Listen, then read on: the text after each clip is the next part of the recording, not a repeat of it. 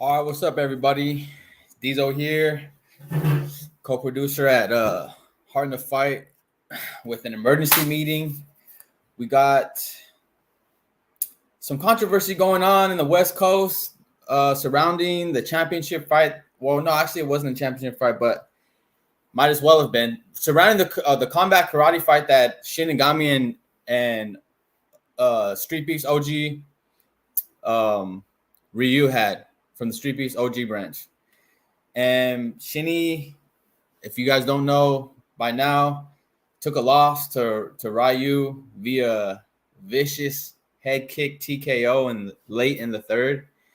And he's had quite a bit to say about it. So with that, I am going to bring on Ryu so he can give some context and background and his thoughts and opinions. Welcome. Going on, Diesel? How we doing today? Hey, what's up, man? I'm always good. So how you feeling? When will it end, Diesel? When will it end? Hey, man. That's what we're here to talk about. We fought like a month ago, and we're still talking about it. I give Shinigami credit for keeping his name alive, keeping the fight alive. But you got to just take your L and move on at this point. Yeah, I mean, he said a few things. Where do we even start with this? Let's start from the beginning. Take it back. So you guys had your fight. Yep. You came out on top, right? What were the vibes? Absolutely. Yes. What were the vibes right after you guys got done fighting, like as far as you and Shin went? We bowed, shook hands. He passed the headband. I mean, we were still chatting at the event. I felt like everything was good. There was no issues. There was no arguments about stoppage that I was aware of. I mean, at that moment when everybody was there, it seemed like cool. It happened. We're done. Shook hands and we moved on. So I thought. Okay. Yeah. So you mentioned the stoppage there. You want to talk a little bit more about that? There were several points in the fight to where I felt like it could have been stopped earlier. I mean, again, shout out to Zed for trusting his judgment, but I believe Shinny got saved at the end of the second round. Then the sequence right before the head kick, I was ground and pounding him in the corner, and Zed stood him back up, let him get up. I didn't get a full 5 count, by the way. I didn't get a full 5 count. He just told Shinny to stand up, so he helped him out right there, I didn't pay Zed off enough, I guess. So just to clarify, when you say 5 count, what are you talking about exactly with combat karate? So with the combat karate rules, you're allowed 5 seconds to work on the ground. Ref counts 1, 2, 3, 4, 5. He stops the action. He'll stand us back up. Okay. I believe the very first minute of round 1, Shinny went for a hip toss. I got him against the cage. We went down. Zed counted out in Japanese. 1, 2, 3, 4, 5. Stood us back up. Now, in that exchange in the third round, I had him on the ground. I was hammering at his head. There was no count. Zed just said, all right, stop, break it up. And Shinny was on his knees, looking visibly tired. And, right. He said, Shinny, you still good? You still want this? And Shinny got up and he continued. But he looked gas. Yeah. I can't help but agree with you because there right before, there was a few times where I thought Shinny looked completely exhausted, and credit to him that he kept standing up and putting his hands back up and kept going. You know what I mean? Correct. Absolutely. Can't deny that. But the only thing is that, like, towards the end of the fight there, it's like, dude, what are we doing? Hands on your knees, hunched over, and then so that's another thing that he had mentioned before. That was part of his game plan, being hunched over with the hands on the knees. Yeah. And yeah, you were there on the last episode where he talked about blitz baiting, and he did a little demonstration with one of his gym partners. And to me, it didn't really look the same as it did in the video. Have you ever heard about blitz baiting? I mean, you're a karate guy, so you would know. I am actually a Taekwondo guy. We're different. Oh, okay. We're cooler. Okay. But no, I'm very familiar with the karate blitz. When I was preparing for this fight, I made sure I sparred with a very good sport karate friend of mine so I could get used to the style. They are known to blitz forward, but his angle was completely off from where he was hunched over in our fight versus where he was in the video with his partner, friend, teammate, person. So okay, because he was basically back into the corner, right? And he was like squared up with you, square on. Am I right? When you kicked him in the face. When I kicked him in the face, he actually wasn't square to me. He was angled dog. So even if he would have spring forward, he would have went past me as opposed to right into me. Uh-huh. That's why I told him that his blitz would not have worked in that situation because of how he was standing toward me. But Shinny argued me down, and Shinigami's always. Yeah. See, and like Jay says here, at the fight, you could tell that you thought they were going to stop the fight right before the kick, because when you jabbed him, he kind of looked stunned a bit, and then you took a pause, and then once you saw him go back on his knees, and you're just like, they're not stopping it. That's when you threw that devastating head kick. Yeah. So what happened was, I threw the jab. He went back and hands on his knees. In my opinion, it looked like he gave up. So I looked at Zed like, "Hey, are you gonna call it?" And that didn't stop it. So I went and I had a fight. My fight against Ricardo was very similar to where I forgot who the ref was at the time, but we're going and like Ricardo was gassing out, and I'm looking at the ref like, "Hey, I think he's done. Stop it." But they kept saying, keep fighting. So like with that mindset, I looked at Zed. He didn't go to stop it, so I said, "All right, I'm going to keep going," and I just kicked him right in the face. Yeah, and you had Firechicken as your corner man, and so I'm gonna bring him in real quick because I know he's pressed for time. But that was also a factor and part of the major controversy from today, actually. So let's bring him in. Firechicken, how's it going? Pretty good, man. I would have been on earlier. I was at the YMCA getting a workout in. Man, this thing blew up. My partner in crime, my cahoots. Yeah. Oh, geez. Co-owner of the Arizona Screw Job. All right, man. What do you want? What do you want me to explain what happened, or yes, let's hear it from whatever you want to say. Okay. So first off, I want to preface this with saying that Shinigami's been to the scrapyard before. He's fought in the scrapyard. I drank with Shinigami. Like, I think of Shinigami as an acquaintance, like a lot of the fighters are to me. In fact, if I even go like this, guys, he even gave me that shirt right there, and I put it up in my background. So I just want to say that first off.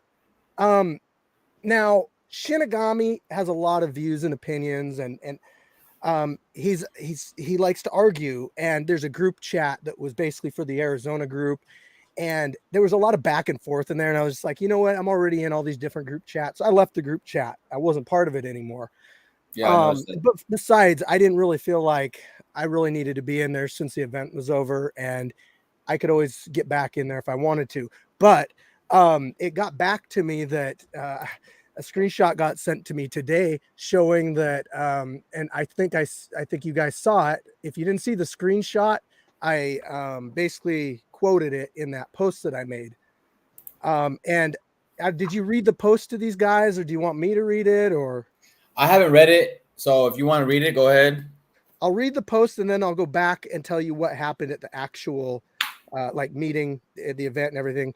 He says, "Pretty shitty of Firechicken to corner you, Ryu Sennin. He showed up at the Airbnb and saw all the stuff I was practicing. He should have had some integrity and said to someone else should corner you."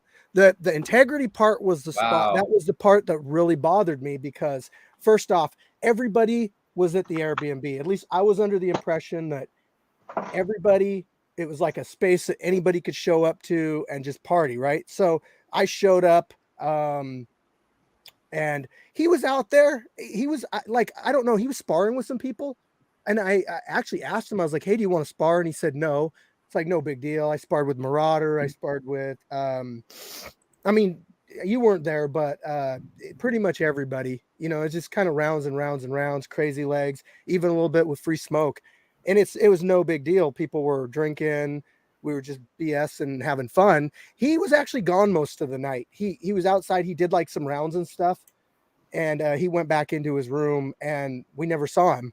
So the fight day comes around the next day. Now I had met Ryu in Virginia when I was over there in 2021 for my A-Train and Scarface fight, and I was like, this is a cool ass dude, right? But regardless of that, if I saw a fighter, I don't care if it's one of your guys, I don't care if it's a Virginia branch, if somebody doesn't have a corner or whatever, I will step in and I will help out, because ultimately whatever I say in the 3-round fight is not going to really impact. Like, all the preparation's already been done, all the practicing's already been done. You guys know how Shinigami fights. He was making it sound like he had this special technique that I was spying on, and I never even paid attention to him at the Airbnb. That's what blew my mind. And I was just jumping in there as like, dude needs a corner. I know that Shinigami don't like getting hit in the face. You guys know that. Doesn't everybody know that? Is that a secret? No, does he turn his body and cave when he gets hit in the face? I believe most of my strategy that I told Ryu was, dude, hit him in the face, pressure him. If he starts to cave like that, just attack more. That's pretty much it. And I don't feel like anybody would have given him any different information. So I will say that one thing that I should have done differently was maybe I should have messaged him about it. However, I did tag him in the post on Instagram, letting him know that I am posting this. But if you know Shinigami, you know that he will not give an inch in an argument. You cannot persuade him. You cannot get him to see your point of view. None of that. It's his way or you're completely dead ass wrong. And so I was like, you know what? Maybe he just needs to be shown that there's some consequences sometimes for your words. You say something. I wasn't intended to see it, obviously. He knew I wasn't in that group chat. He wouldn't say it to my face. He didn't say it to me at the after party when we were drinking after the fights. He didn't say it at any point until like today or yesterday, wherever that came out. So it's like, I know why. All of a sudden he says he didn't know that I was cornering him. Dude, big deal though. Like, well, because he heard you saying stomp his brains out while he was on the ground or something like that. Oh, I never said that. In the behind the scenes. I would, no way. You said no. So what Firechicken told me, he said to kick his legs while he's down. He wanted him to kick out his legs while he's down. Kick his legs is what I would say. I would never say so. I would never say stomp somebody. Dude, come on. Like that. Really, that's some hardcore stuff. And like I said, I don't personally hate Shinigami. So like to say something like that would be so ruthless. But a good strategy, if somebody's on the ground, right, and they got their legs up in a guard position, like being defensive, you kick their legs. You can kick their legs to try to get around their guard.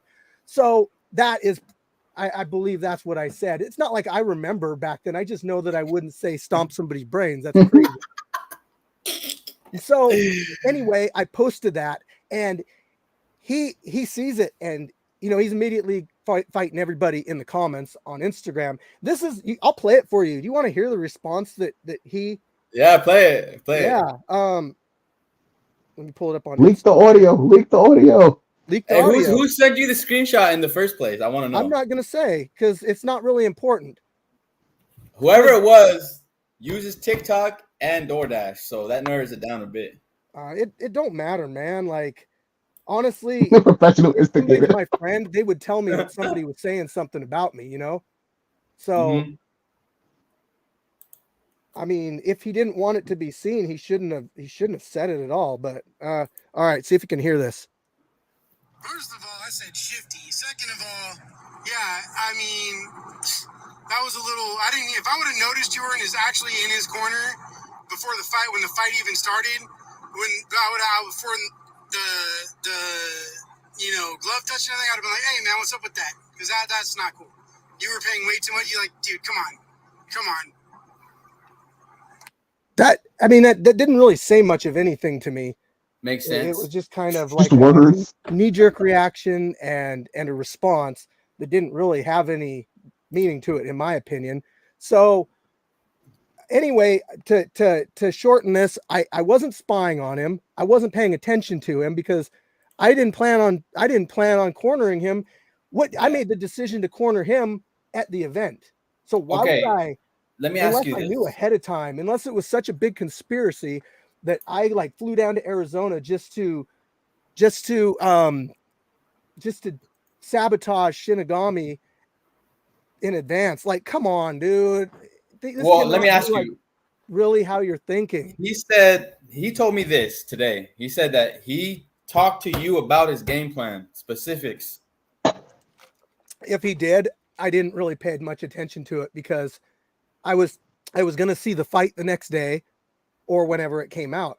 Him telling me his game plan, dude, like, do you agree with him that it's a more of a principle thing than it is like a application type thing, like a practical thing? Like, yeah, whatever knowledge you had couldn't have helped him that much, but do you agree that it's a principle type of thing?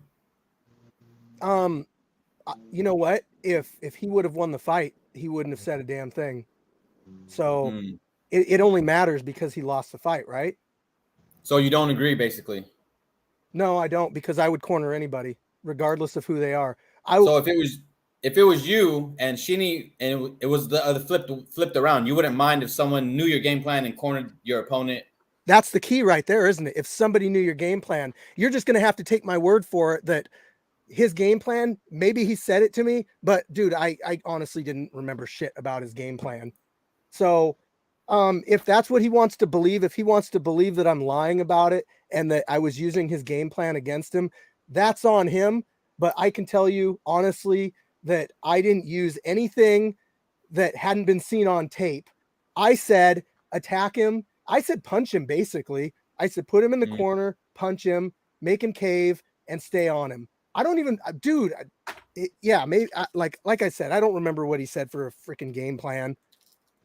So that's my bad for forgetting that he said that, but whatever. You know what? When I fought in the scrapyard, or when I fight in the scrapyard, my own friends corner against me.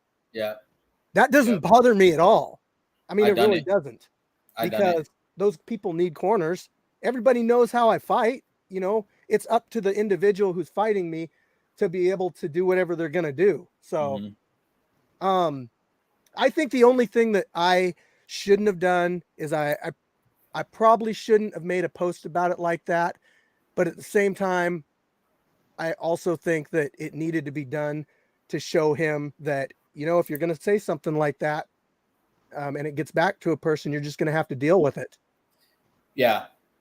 Yeah. No, I mean, hey, look, it's not your fault that someone sent you a screenshot of him, you know, mentioning you and what he thought about it. And I mean, hey, there's no reasonable expectation of privacy in the fighter chats, especially since it wasn't expressly said like, hey guys, whatever's talked about in this chat never leaves this chat type shit like that. Right, so like, yeah. you know, and plus like I said, you had nothing to do with the leak. I just think to question who did have some who was the one that leaked it though? That's what I want to know. Bro, you are trying to get these answers right here. You keep asking, but dude, I'm not going to give away a source like that. It's really not that big of a deal because anybody in that fighter chat could have messaged me. So, at the end of the day, he said what he said. Could have been me. Huh? Could have been me. But at the end of the day, he said what he said, and you know, I responded due to what he said. So we have a list. We have a list of, I'll call them reasons. The first one being that right before he walked into the cage, he walked through a big, huge cloud of smoke, a weed smoke, and he's allergic. So his throat was closing up the whole fight and he couldn't breathe. Oh man. What do you guys think about that one? We'll just go down the list. What are your thoughts on that one? Man, I personally I don't blame him, dude. Yeah, man, that's a good one. So that's one odd against him. What else was there? And then he said that he had gave Martin certain specs for his heavyweight championship MMA bout, and it came back a different color. Was it a different weight? Because that can determine if he had to carry a heavier belt to the ring, that could cause fatigue. That same thing happened with Deontay Wilder when he got beat by Tyson Fury. They're tiny belts. They're tiny belts. They're I know, the same but exact one. Just saying, that could have been like 1 or 2 extra punches he could have thrown because of that heavier weight. So anyway. Well, so he says that each time he comes out with that bout, he loses, and it's been twice so far. So the belt is cursed. The belt curse? The belt's cursed. The belt's cursed. You know what? He didn't shout out Rachel either. Oh, that could be another thing. Or no, Rachel said that to me. He's like, he forgot to shout me out, and look what happened. Wow. Damn, Shin. Shout out Rachel. Like that. Yeah, shout out Rachel. And I'll say that shout out Rachel. Shinigami made some good drinks after the fights, and the name of the drink was shout out Rachel. Oh, he did. That shit was fire. It was. Bro. I had like 6 of those things. I probably drank his whole supply, man. That was a fun ass night, man. I like other than this thing right here, that's the only thing from that whole. And what do you think about the belt curse, Ryu? I mean, nah, it's not real. Not a thing. Would you trade him belts? Would you trade him belts? Walk in with his and rematch him? No, because that's not the belt. He has to have the one he designed himself. That's like the people that go to the casinos and have the troll dolls and the charms and everything hanging all over the machine, thinking it's going to give them extra luck. Whatever. Right. For someone who doesn't believe in religion, he sure. But then he said also that that was just a joke or whatever. But at the same time, it's like, why would you even bring it up? And then he said it was an early stoppage. I don't remember. Look, I was in the fight. I watched it. I was in his corner. And then, to be honest, I don't know if I watched the fight again on the channel. I don't remember if I did or not. So I don't remember exactly how the stoppage happened. Oh, here he says there was no 8 count. That's right. Sunshine, thank you. I don't know. Is it? Oh, well, okay. I don't know, man. And what about you, Ryu? Maybe. Do we have Zed? Do we have Zed here? Because I know there was a point in the fight where he said there's no standing 8 count, and I was like, okay. So yeah, I don't know what Zed's up to right now. Zed. He wasn't available last time too either, but I just messaged him, so hopefully he'll respond and we can get him on. But I already know what he's gonna say. Fighter safety is paramount with these fights. Like we don't fucking 100%. have ambulance on standby type shit. You know what? We've stopped fights before, and looking back, it's like it's better to be safe than sorry. It's the top priority as far as like I'm running the thing out here, and I make sure that I try to tell my refs like, hey, if it looks like it's close, stop it. We don't want anybody getting seriously hurt. So right. You can't blame the ref on that. It's like he never should have got put in a position where he was getting beat like that. I'm gonna say it. Shinigami won 0 rounds. There was no round Shinigami was winning. I'm just like, damn, man, that was close.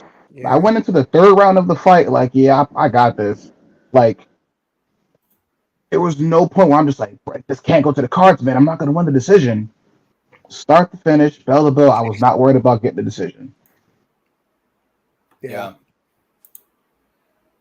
I mean, it is what it is. It's a loss. You can't take it back. So, I mean, whatever. I just think it's, to blame me for part of it this far after the event happened is just kind of, and to question my integrity and all that. It's like, I get that in his head, he thought that I was using a game plan against him, but like, did he ever say what his game plan was? Because no, he would never tell us what his game plan. I would ask him all the time and he wouldn't tell me. Why would he tell me then? Can't tell you, bro. Yeah, I don't know. Got an honest face before. Got an honest face, I guess. He masterminded it because he's like, all right, I got something built in now. So I wonder if, well, obviously whatever he did stopped his game plan. So based on the fight, we had to have seen him trying his game plan, right? So I'm sure when it comes to game plan, I do the same thing for every fight. My training partner we train together for years. Him, my instructor, we look at a fighter, we make the plan. I take that plan, I talk to Streetbeefs OG, you guys know Beef, I talk to him and say, hey, this is what I'm fighting, this is what I'm thinking. And he'll either go, that's perfect, that's good, I like it, or go back, think about it some more. That's how I make every game plan. With those three people, every time. Whenever I go to fight wherever, the corner really doesn't matter. Right. I was lucky this time around because I'm like, okay, cool. Originally, I wanted Free Smoke as my corner. Firechicken is innocent. I wanted Free Smoke as my corner. I was looking around. Free Smoke was passed out in the corner sleep. So I'm like, oh, all right, that's fine. That's fair. And I'm like, I know Firechicken is a good coach. I know he's coached fighters before. I know he's a good boxer. Crazy legs, similar style to me, likes a lot of kicking. I was like, hey, this is the perfect combination for a corner. I got hands, I got feet. There you go. And then they know each other as well. So that was magic. That was just a very good turn of luck. Mm-hmm. Yeah, and another thing, something that you mentioned just now was the corner's not really like doing much during the fight. Yeah, like yes, they can call out things that they see in real time, but it's like you can't learn new techniques. How are you going to teach him a game plan or go over a game plan in that short amount of time from the 2 nights before to the time where you're cornering him, and then in between rounds, it's like, what can you really teach someone with 60 seconds under a high stress situation like that? Right. You know what I mean? Everything that I said was based on previous fights that Shinigami had been in. So, I mean, I've seen him fight Nerd Rage. I've seen him fight whoever. And I know that his biggest weakness is good hands. Good hands. I mean, that's his biggest weakness. He gets hit in the face. He goes down. He caves. He turns. Yeah, whatever. I mean, like I said, guys, I said my piece. There was no Arizona screw job. Yeah, we didn't sabotage him. He just lost a fight. That's what it comes down to. Wow. Look, we just got breaking news. Streetbeefs fighter Shinigami has been suspended after testing positive for cocaine. Credit AP. Wow. We're going to have to look into that. Yeah. But yeah, so it sounds to me like you had no ill will, no ill intention at all, period. Right. In cornering Ryu. And you were just helping out a friend, a brother. Yeah. Right? Which I can appreciate. And so hopefully Shinigami sees this and he accepts your answer for what it is. And you even said it was your bad for making the post. So we can call that an apology. Kind of. But I mean, at the same time, I feel like he kind of needed to be called out on saying that about me. So I maybe I could have gone about it a different way, but then arguing with him is pointless. So I can kind of justify what I did, but at the same time, I do kind of feel like, I wouldn't normally do something like that. I mean, let me ask you, Diesel, do you hold any ill will toward me for having, for cornering Fade against you? No, but when you were calling out his instructions, I was kind of paying attention and I was using it to my advantage. So you were basically helping me at the same time, That's a good strategy for a fighter. Yeah. So I had no way, not at all. And no ill will at all. I don't know how Fade, like I've seen him fight a couple times, but I noticed since you fight Southpaw, I noticed when he would lead off with a right, it would land more often than not. Because he's orthodox, because it throws you off a little bit. You're used to countering an orthodox fighter with his jab, but if he leads off with a right, sometimes it'll throw you off. Anyway, I just seen him land it a couple times, so I was like, yeah, keep doing that. And that's about. I just kind of seen it in the instance and told him to do it. But yeah, dude, I didn't have nothing against you to corner him, so it's just kind of weird to me, Yeah, no, you know what? I actually there's been, times where Wade will corner one of the Streetbeefs Westcoast OGs against another big name in Streetbeefs Westcoast. So it's like he's completely close to both men, and he just so happens that he is cornering one or the other. And there's nothing afterwards. Whoever wins, whoever loses, there's no ill will from either side. That's how it should be. Because there's never been any ill will towards anybody that cornered anybody in any of my fights or anything like that. We've never even gotten that in the yard before with other fighters that like, oh, you cornered him, you know. No, it's never even happened before.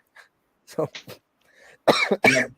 yeah. So Daniel had mentioned, he asked a question earlier, and I want to go back to it because I think it's a good question.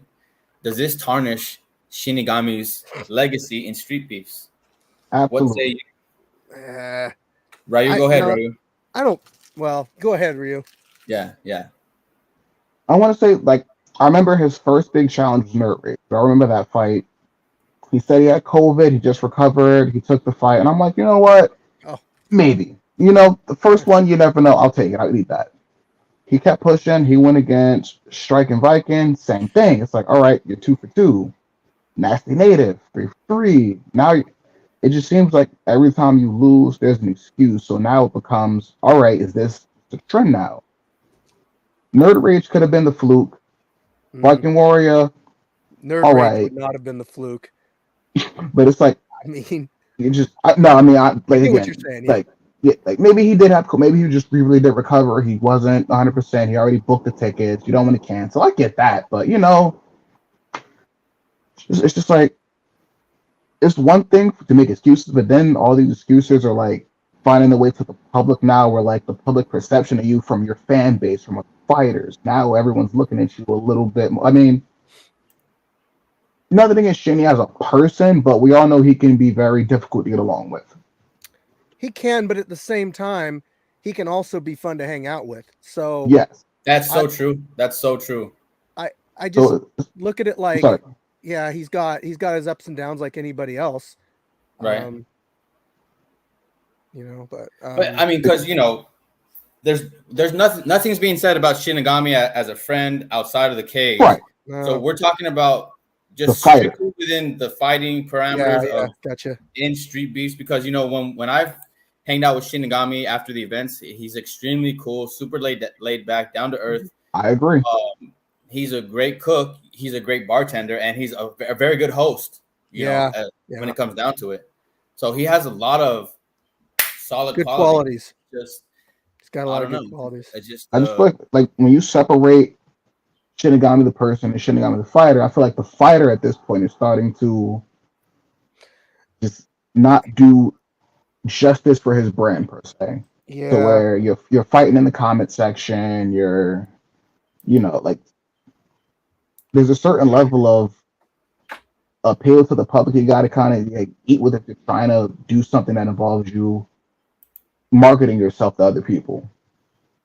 Yeah. Like if I was a promoter and I really was looking at Shinigami, like, I kind of might like this guy, and I see stuff like this, I'm like, I don't know if I want to sign this guy or deal with this guy.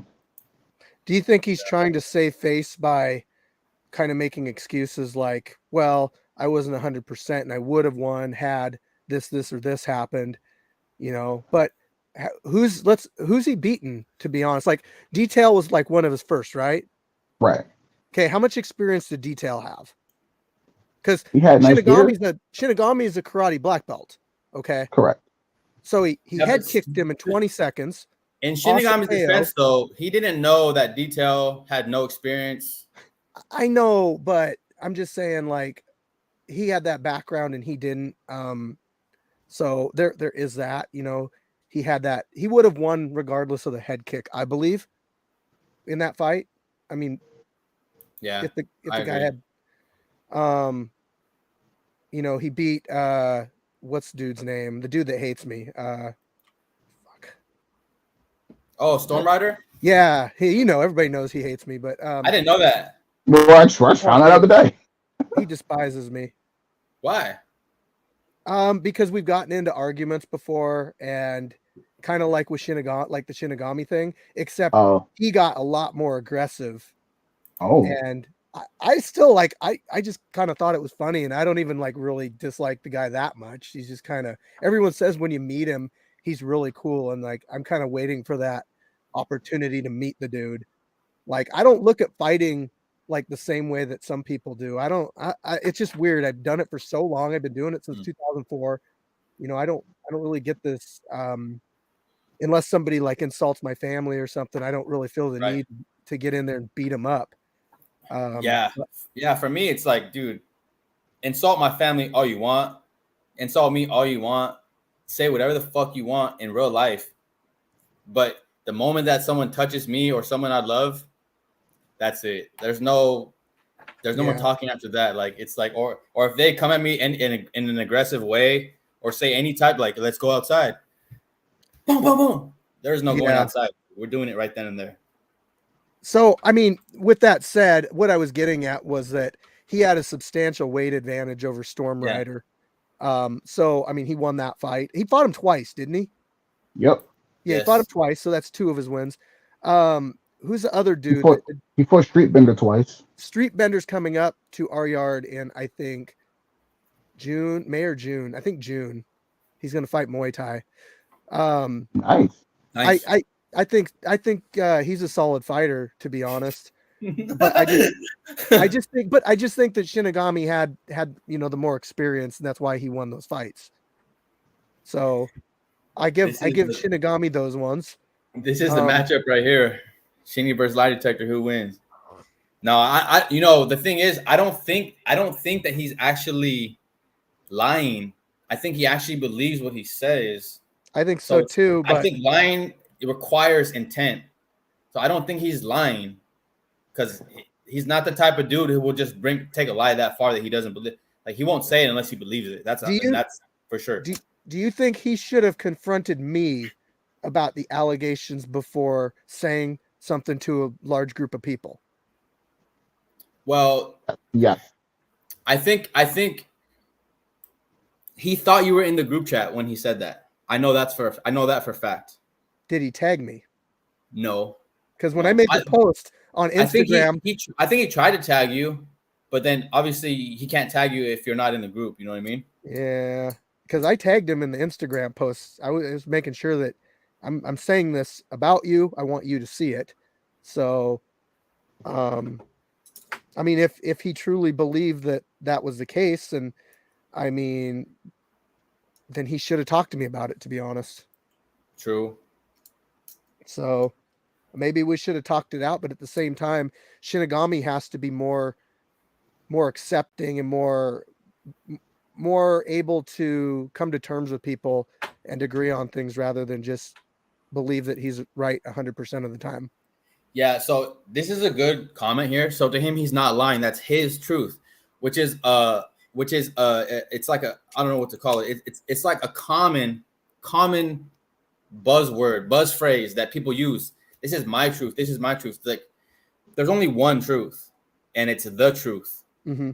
So a lot of times people get caught up in this notion that you're able to create your own truth, your own reality, your own manifestations or whatnot. And that's not to say that you can't, shape your own destiny to a point, but it's like certain things are just true. There is no your truth, my truth. The truth is the truth. It's the truth is the truth, So I don't know. Yeah, I don't know. And there's no way to know what exactly the truth is other than based on what I am saying and what he's saying. But I can tell you that, I mean, it don't mean anything for me to say I'm being straight up with everybody, but yeah, I have to be straight up with people all the time. I really do. Running this whole thing, yeah. if I'm doing shady shit and lying and doing all that stuff, it's going to catch up to me eventually. So what's the point? Why not just be straight up with people?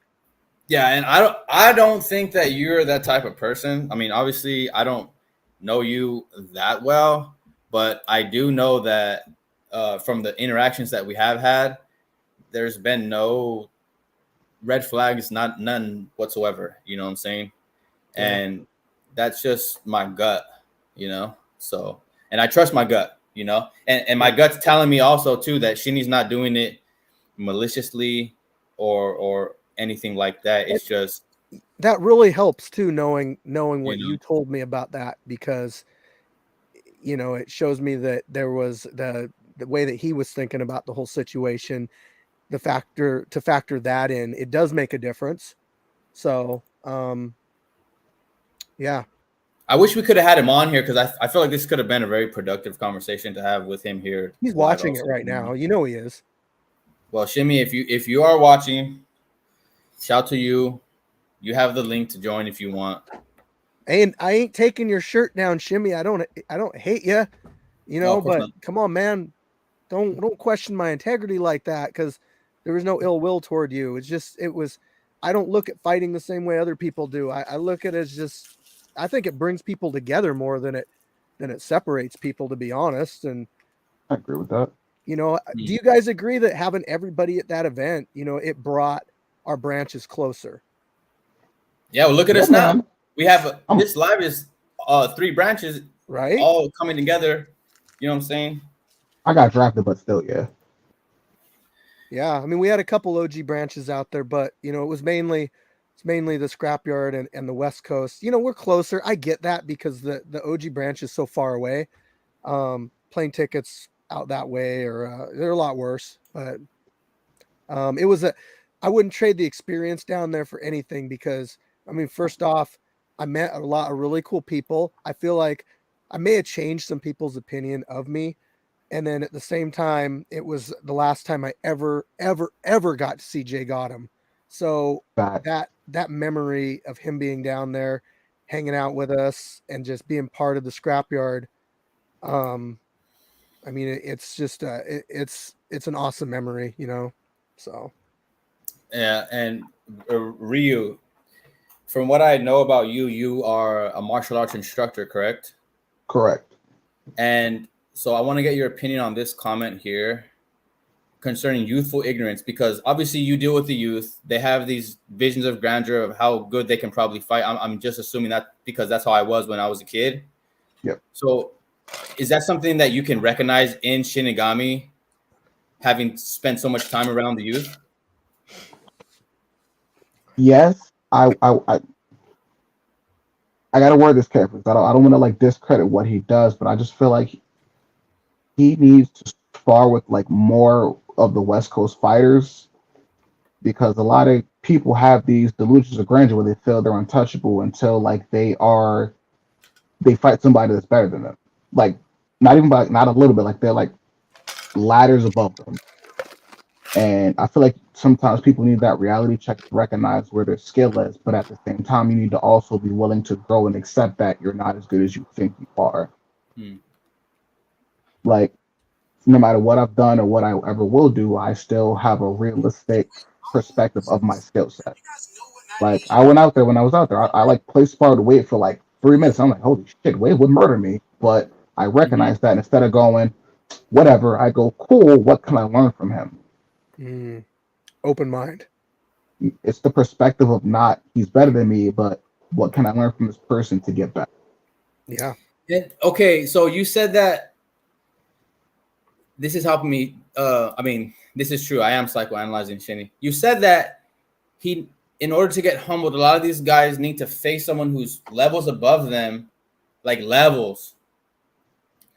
And I would argue that Shinny has faced people levels above him, especially in the Nasty Native fight. Yeah. There's no for sure. There's no way that was a fluke. No. Like he's asking here, do losses help you grow? They can if you accept them and grow from them. Correct. If you let me just say, I'm sorry, go ahead, Firechicken. I'm sorry. I was gonna say you learn more from losses than you do from wins if you're willing to take in what caused that loss. Like my highest viewed fight, probably the fight that put me on the map, is when I fought Beast. I learned so much in that 6-minute fight with Beast about where my skill set was and the things I could do to improve.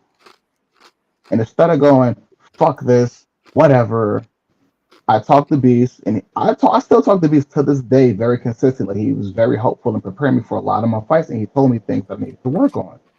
I took those things and I said, cool, like, how do I become better? What should I do to improve? What should I be doing? There's nothing wrong with learning from the loss. Like Daniel was saying, if you learn from the loss, you're less likely to lose again. Do you think anything? You think this here has anything to do with it? Like Blanco says, he was only in there with 30 seconds, or with Nassinator for 30 seconds. You can't learn much from getting knocked That out that should fast. that should tell you everything you need to know. Yeah, it should tell The- you you're not on the level, that you have work to do, and you need to look at yourself and find out why you're not on that level. Maybe you need to go to some big time MMA gyms you've never been to and do some hard sparring with some professionals and find out where you're really at. Like that this before the Shinny fight. So just a quick side tip. Sure. My biggest issue personally is that I have bad confidence in myself when I fight. I always doubt myself and I beat myself before the fight starts. That's me. Mm-hmm. So I challenged myself. January, I went to 4 seminars. The seminar with Superbond, Patch, Demetrius Johnson, and Rotang. And moving around with those guys and like playing around with them, I was like, holy shit, like I'm no pro, but I'm a lot better than I gave myself credit for. Yeah. And if these guys can say nice things about me and like things that they noticed that they liked about me, why am I putting myself down? And having that confidence in myself made me perform, in my opinion, a lot better in this fight. Mm-hmm. That's awesome, man. It seems like a common thread, especially in the chat. Like DTB says, he wouldn't be the fighter that he is today without losing to Terrifier and Unga. Taught him things about himself more so than fighting. Accept the path of the student and remain humble. That's and good. I think 100%. that's very key right there. Accept the path of the student. The path of the student is one that accepts criticism well, that is forced to take accountability because of the teacher that they submit to for the accountability. They have to take criticism, in a constructive way, regardless of how it's said. Criticism, it comes at you in different ways. If you're so focused on the delivery versus the content, then you're already losing, So that's why I like people that talk shit, like in my comments, whatever, in my fights. They might be saying something in a mean way, but it's true. It's still true. And I still take it, and use it. I 100% read I still read comments on my fights. Again, like you said, they're not all nice all the time, but sometimes you do find people in the comments that genuinely wanted like see you do better. So they say, hey, you got to work on this, or hey, do this. Like, I know I have no grappling, but for this fight, I went to a jiu-jitsu gym for a good couple weeks, months or so to get good. Mm-hmm. I cross-trained. I went to a boxing Muay Thai gym because I'm like, hey, I kick really well, but I need to really do something about the hands to even if my hands are just to get to the kicks. Like, I have no problem saying I don't know everything. I'm gonna go to somebody that specializes in this thing. Let me learn. Yeah, that's really awesome that you have such an open mind to learning. That is what makes you 100% better fighter, is that knowing where your weaknesses are and knowing what you have to get better at. I know my weaknesses. Like, I ain't gonna put them all out there, but whatever. Actually, no. Here, so I did MMA for a number of years, amateur MMA. I've a bunch of experience with grappling. I didn't learn boxing until I was like 35, and it was a big shocker to go from MMA hands to like boxing hands.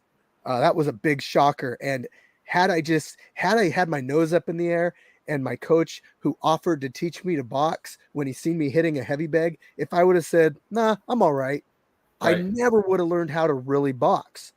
But I know that if I was going to learn, I'm getting old, man, but I know that if I was ever going to like really pursue something else, I would want to learn more Muay Thai and more kicks. I feel like my hands are pretty decent, and I feel like my ground game's decent, but the kicks are just, I use what else I have to make up for those. Yeah, one of my weaknesses, like how Battleborn says here, is I tend not to breathe when I'm in there. So it affects my cardio. And we got some spice in the comments. Diesel sleeps Battle in under 2 rounds next round. Battle has really grown on me ever since we had that rivalry back then, and we went to the invasion. he's been one of my main dudes ever since the invasion. You know what I'm I saying? was really impressed with his fight with Crazy Legs. It's like, Yeah, that was great fun. dude's an awesome fighter, and he was right. Very just like entertaining. I'm talking about the West Coast invasion to the OG yard. yeah, I know. Yeah. Oh, okay. Yeah. Realize that you They're guys both invasions. That's why I was like, yeah. Realize that you guys got your people out there, your hometown favorites, and your group, and some of the people I didn't really know until I actually got out to the West Coast and met them personally. Like I got a lot of fights and a lot of fighters and stuff that I'm paying attention to, and it's really, really hard to keep up on every single branch and watch fights. yeah, So like meeting you guys, I've gone back and watched some of your fights and stuff, and when I see somebody that I met at that event, it's like, oh, I want to watch this fight because I didn't get a chance to watch it at the event, and I want to see what happened. And it's hard to keep up with all the stuff. Just like Bloodhound says, he didn't even know that me and Battleborn's rivalry was already simmered down. You know what I'm saying? And I appreciate that he clarified, saying that he didn't know and he respects the friendship because I love Battleborn. I know he's watching, and I appreciate Bloodhound. We see him in the comment section all the time, so it's good to see that back and forth interaction and stuff like that. And so just to go through and summarize what we've talked about so far, you had no ill will towards Shinigami. None. At all. And I think that you've made yourself clear on that. So my thing is this. I want to know if Shinigami is willing to accept that and just, take it for what it is. And well, that would have been nice if he would have come on to talk this over, but he says he's going to come on in a bit. Yeah, man. Okay. Hopefully he's watching so he can, go back and touch up and he's got to put the gi on, man. Come on. Yeah, I just want to give a special shout to Ryu because, with all this controversy going on and all this talk about, curses and weed smoke, it's like I don't want to say it's diminishing Ryu's win, but he's not getting the attention that he should be getting as far as he actually won this fight. He put in lots of work. He's in the Karate Hall of Fame. Is that correct? The Martial Arts Hall of Fame. All the martial arts. So he's, what I'm saying, the real fucking deal. So I just want to give a special shout out to you, Ryu. And let's not ever forget what actually happened during that fight because the stoppage was just the very end. I think that speaking from a neutral standpoint, you were just putting the work on Shinigami the whole fight. And, that's just what it is. So I don't think that the 8 count would have helped. Maybe he could have finished the round, but he wasn't going to. He was tired. Yeah. So I don't know. Don't want to take anything away from your loss, though. You deserve the. Or I want to take anything away from your win. I gotta admit though. I'm sorry. Go ahead. Oh, I just said you deserve it, man. Thanks. You deserve the win. So. Wayne, I swear to God, dude, you're fucking ridiculous. What the fuck, man? Hey, someone's asking. What was Ryu, that? What was that? Shinigami? Heard him in the distance. He said he just sent me a voice message. I was trying to listen to it, but it's nothing to do with this conversation. Oh, okay. So, Okay. What karate you, Kyokushin or Shotokan? I am actually Taekwondo.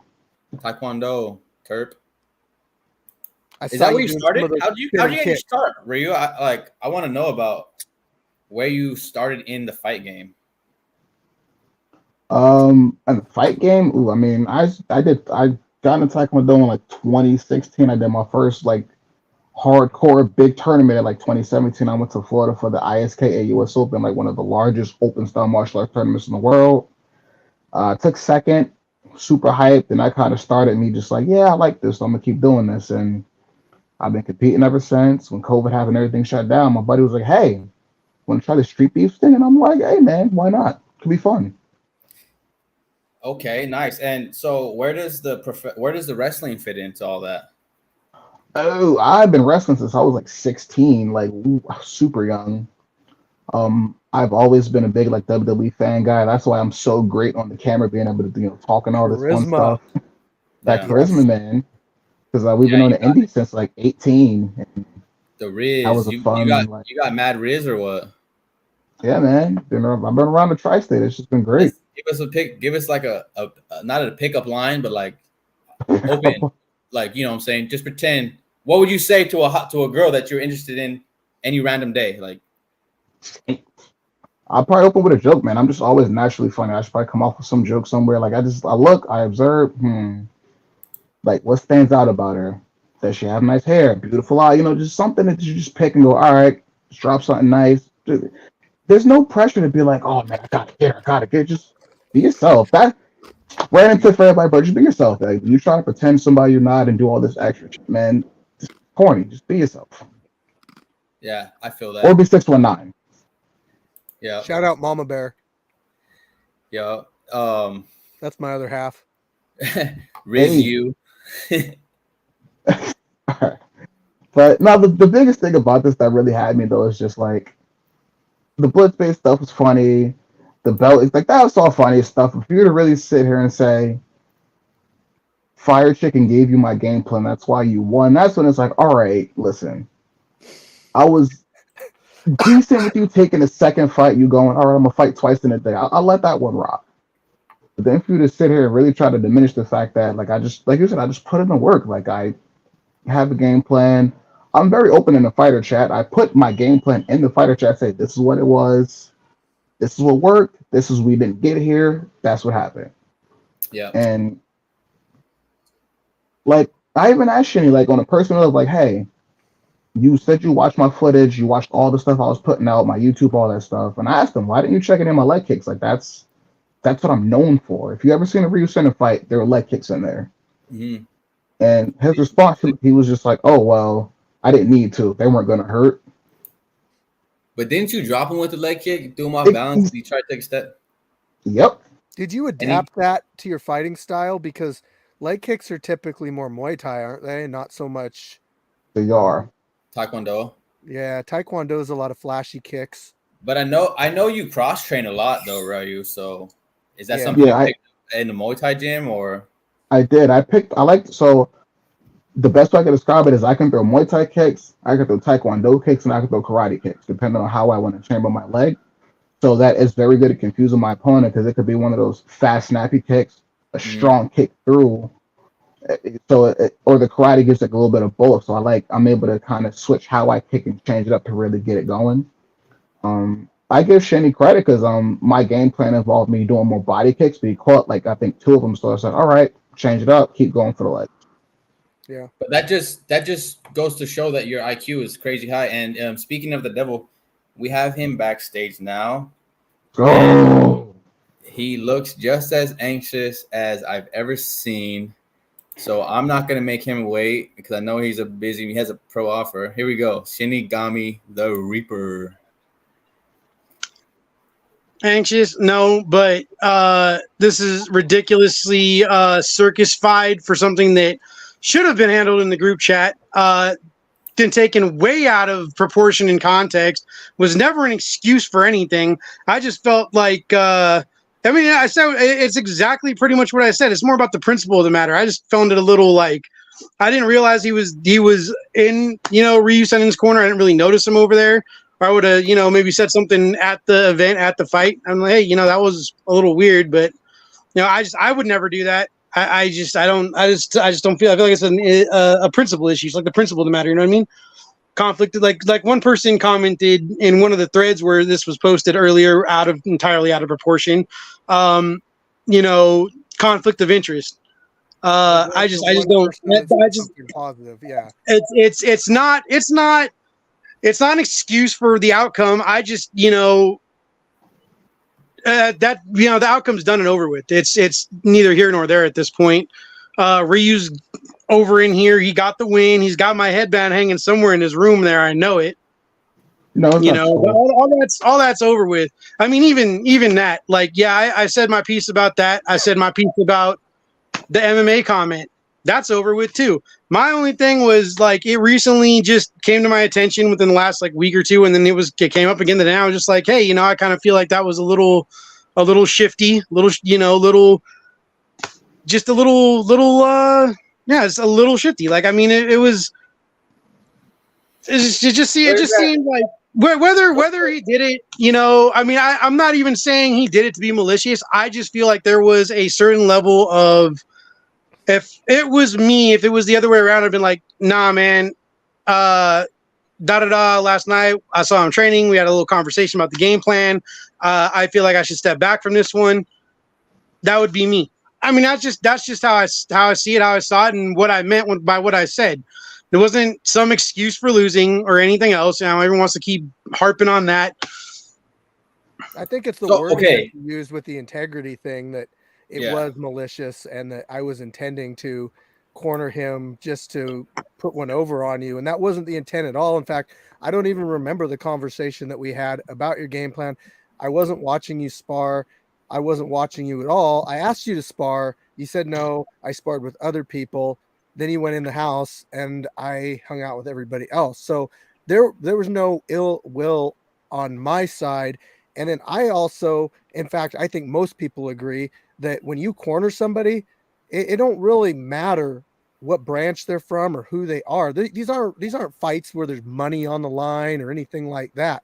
We're just all in the same street beefs. And anytime that I see a fighter that needs a corner and they ask me, I've never said no. I mean, at my own events, I can't because I'm, running the camera, but, anytime anybody's ever, back when I had other people running the camera, then I would just say, yeah, sure. Why not? Like, there's no conflict of interest there.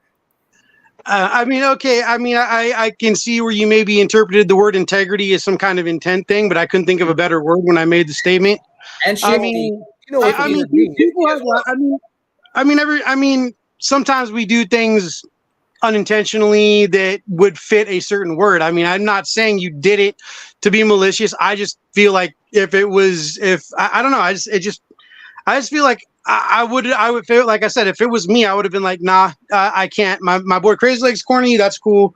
Or my boy whoever can corner you, but I was a little too much proximity and had a conversation, I don't remember the conversation. Crazy Legs was in the same proximity as me the entire time.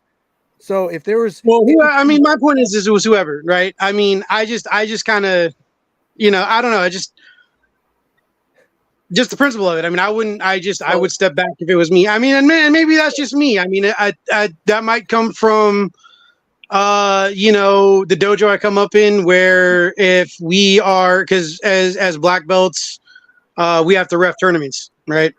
If you're a black belt at a karate tournament, you have to they'll pull you in to refereeing because that's how they work. They don't really usually pay people. It's almost all volunteer refs and judges. So we've always had a thing of, if one of our students is competing, we will not center judge that ring or even corner judge it if we can avoid it. But just you said it numerous times so far.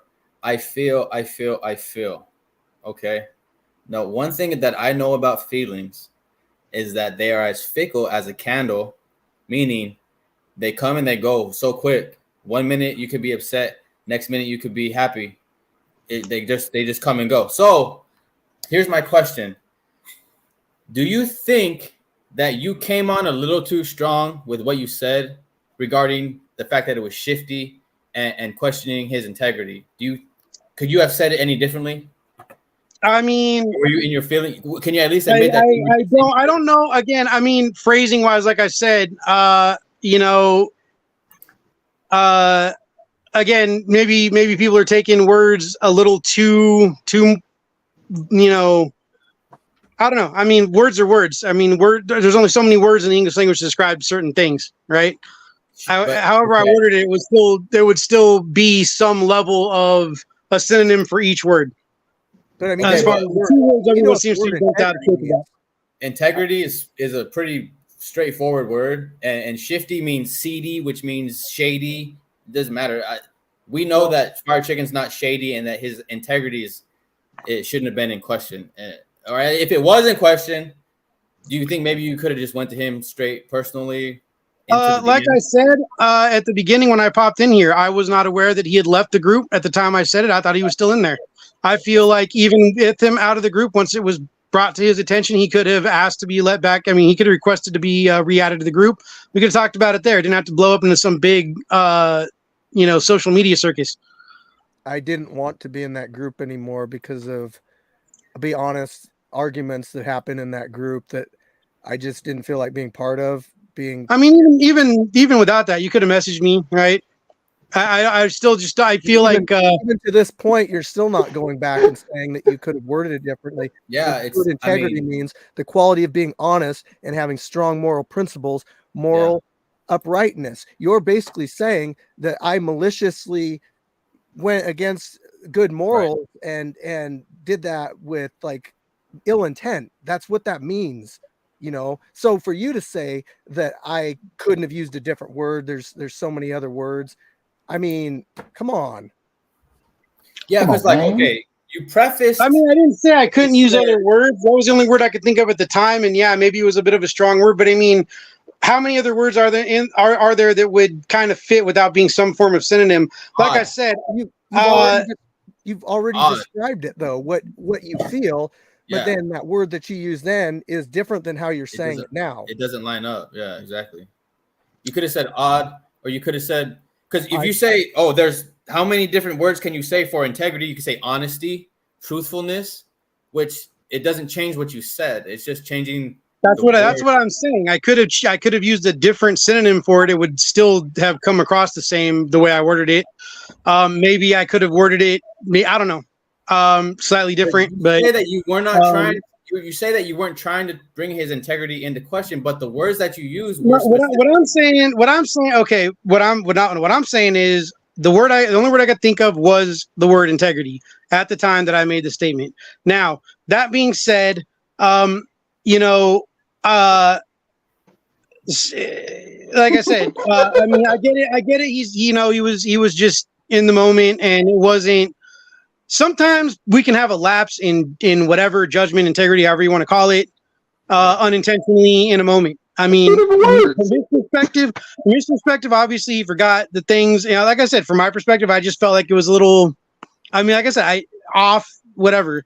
Conflict of interest is another term I could have used that came to my attention later that I didn't think about again at the time. So some of the things that were said in the chat today were said really quickly in little small moments that I have at work. Like I said, I mean, there's no reason for it to blow up this big. And if I made it sound, I get that it sounded a certain way, and maybe I could have been a little more careful with how I chose my words if I'd had a little more time to think about it. Apologize, damn. But you had a lot of time to think about it, though. No one made you respond in 10 seconds. So that was a choice that you made not to think about it. I don't know about saying a lot. I mean, I did not message him directly. It would have just ended this way, guys. Because you say that you were at work. Hold on. You say you're at work. You had all this. You had a short amount of time to respond, but you didn't have to respond in that short amount of time. And the world, we don't necessarily owe you understanding because that's a choice that you made to respond on a whim. Fair enough.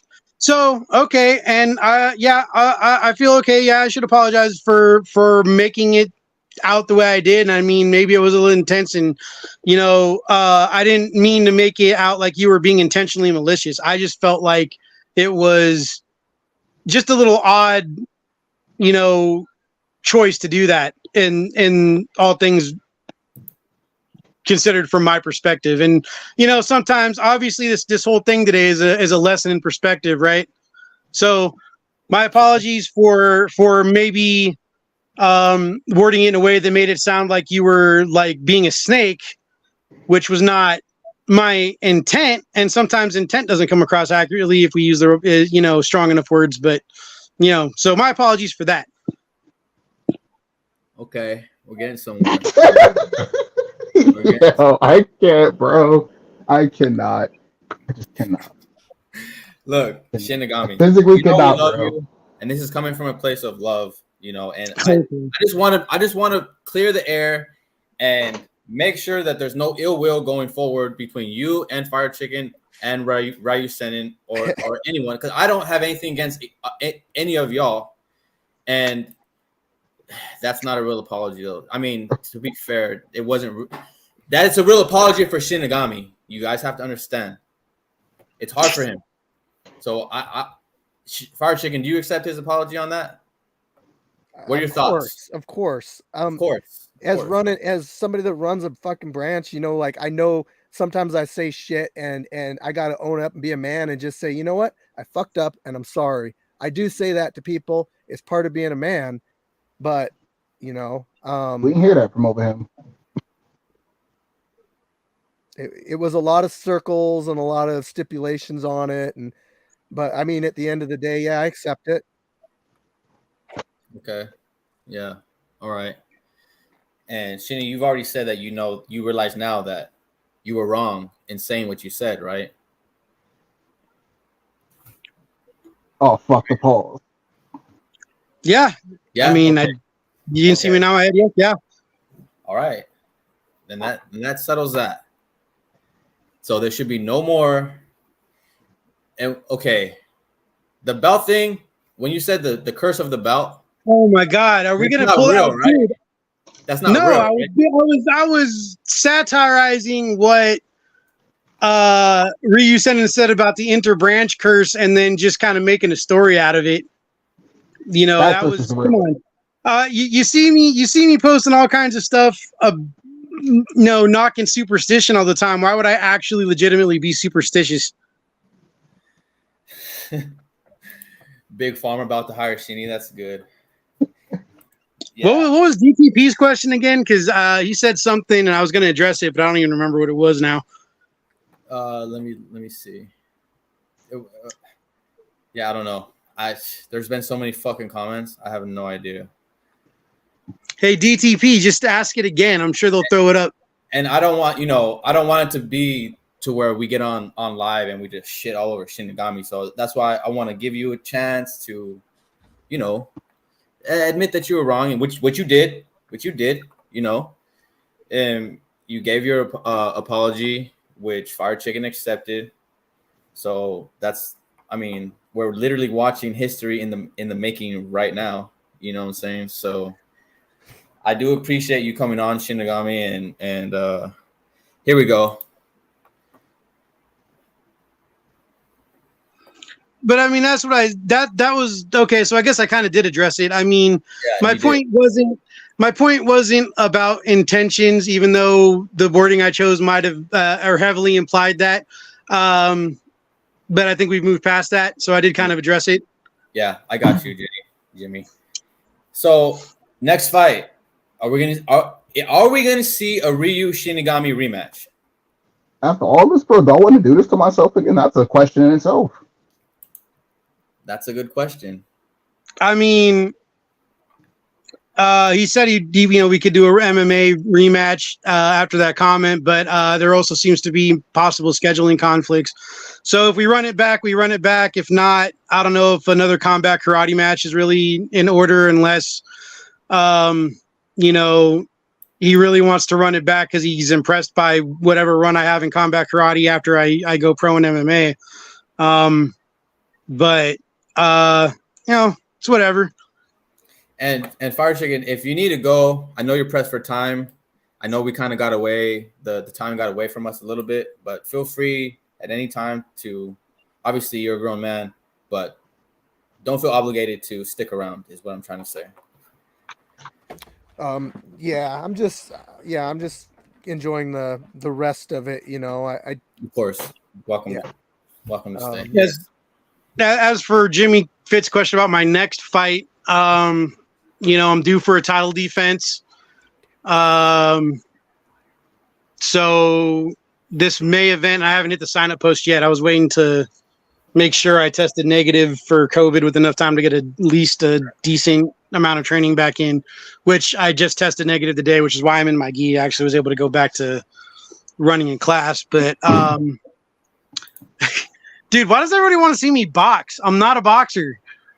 I would get because they want you to get better hands. Because we want to see you to get better hands. Exactly. We want to see you improve on your fucking hands. That's why. I mean, I Go ahead and lock right now. Go ahead. Go lock on all these people. Go ahead. I don't feel like there's a need for me to do boxing or kickboxing matches to prove I have better hands. Now, granted, I punched you in the face. They go, what are you talking about? Yeah, I mean, he caught you with basic jabs. That's not. Here we go. Okay, so yeah, you punched me in the face. Cool, congratulations. My point I'm making is, I'm an MMA fighter. I do MMA. If I do combat, did that help you against Nasty Native? My point is this: I can showcase better boxing after I go back to boxing class again and work on it again. In either an MMA match or a combat karate match. I don't need to do a strictly boxing match to prove I've worked on my hands. That's my point. I don't really have a desire to do a type of match where I'm so restricted that I have to constantly think about not using all my other weapons. And as far as like how I was willing to fight you in MMA, pretty much. What? Ooh. So like how I was willing to fight you in MMA, come out of my comfort zone and fight you in your comfort zone, and I don't care because I'm not a bitch. Right. So it's like, why can't you step outside your comfort zone for the people? It's what the people want. I just kind of feel like the people want me to be a sacrificial lamb doing that. I don't know. No, they want you to put your money where your mouth is. We'll see, man. We just said we want to see you get better. Of course, we're not going to put you up against Nasty Native again. Like, you're not going to fight like 619 in boxing on day one. It's not about proving anything. It's about doing boxing will help you with MMA. That's exactly what we're trying to say. And we want to see it. We want to see your growth documented, and we've already seen some growth. I get what you're saying. I get what you're saying. I feel that I don't necessarily need to do a pure boxing match to demonstrate that improvement is all I'm saying. And that is what makes us different people, Shinny. We want to see it, though. But that's the thing. You do you, and I never criticized you for going the kickboxing route after, whatever choice you decided to make that drove you to do that. That's cool, man. More power to you, dude. I did MMA. Didn't I fight Streetbender in boxing when I never boxed before? Wasn't he like 4-0 when I fought him? Did I cry and complain? No, but I'm okay, cool. But my mama said, like, bro, like, what are you doing? But my mama said boxing is the devil. Cause like now I'm starting to get like slightly irritated, like just a little bit, because it's like, bro, it's either if you're such a fighter, you got this pro offer, why would you not want to see yourself improve? Like you got starched against Nasty Native, bro. He boxed the fuck out of you in MMA. Why would you not want to get better so that doesn't happen again? Okay, I didn't say. Okay, I think we have a little breakdown in communication here, my guy. I didn't say I don't want to get better. I actually was doing boxing classes for most of last year. The only thing that got in the way of that was, two things happened. One, I had to get a regular job during the day, which I know a lot of people have it, but for a while there, I was training full time. So my training schedule was jiu-jitsu in the morning, boxing at night, 4 days a week. Now, the boxing, because that's the boxing gym I was going to and getting good results from Monday through Thursday. That's when they're open. Then my karate class came back, and Tuesday and Thursday night, I had, decided to, between the fact that Shinigami. So hold up. Just let me, So it's been a few months since I was unboxing. Obviously, if you look at the Unga Bunga fight, I did some things that were a little more, I was keeping the jab out there. I was doing some stuff, right, that you guys hadn't seen me do with my hands in an MMA match before, right? Now, obviously, I haven't been able to box for a while, but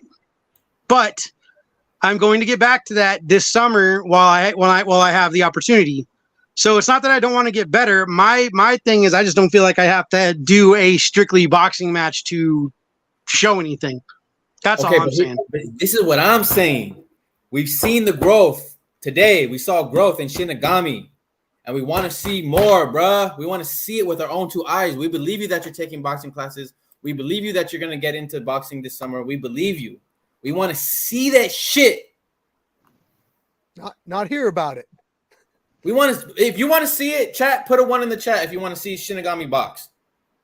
We want to see the growth, Shinny, because we love you and we want to see you get better. Mentally, we've seen that today. We've seen that today. We want to see you get better with the hands. We want to see that shit. Because honestly, you can never truly test a particular skill set until you limit yourself to just that skill set. When you're doing jiu-jitsu, you're just rolling, right? I don't think, are you throwing MMA strikes when you're throwing jiu-jitsu? No, you're just doing jiu-jitsu to get better at jiu-jitsu.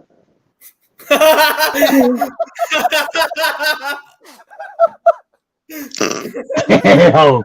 Yeah, that's wild. Wow. 619 always out of pocket, dog. Hot pocket. Yeah, that's wild. Bruh. Motherfucker should do stand-up comedy. Bruh. We got 1-2. Samurai Jack doesn't want to see you box. He wants to go against you MMA for the champ. Obviously, he's going to say that. But look at all the other ones we get. Regardless, in 3 weeks, I'm going MMA for the title defense. As long as I'm at the sign up post right now. I'm sure they'll set me up with one of the contenders that are available. Someone's got to be available. That's on the contender list that deserves that shot. This one right here. I understand you're going to do MMA. You have it lined up. We don't want you to stop doing MMA. But what? No, I get that. I'm just saying. In the future, you could box and you could go against Stoner. He's not very he's big and strong, but he doesn't have a lot of training in boxing either. So it would be a good match. And I don't know if I'm not volunteering him for the fight, but I'm just saying we have people that would be a good match for you in boxing. We'll see. We'll see what happens at the end of the summer. We'll see what happens with the anniversary event and things like that. Since I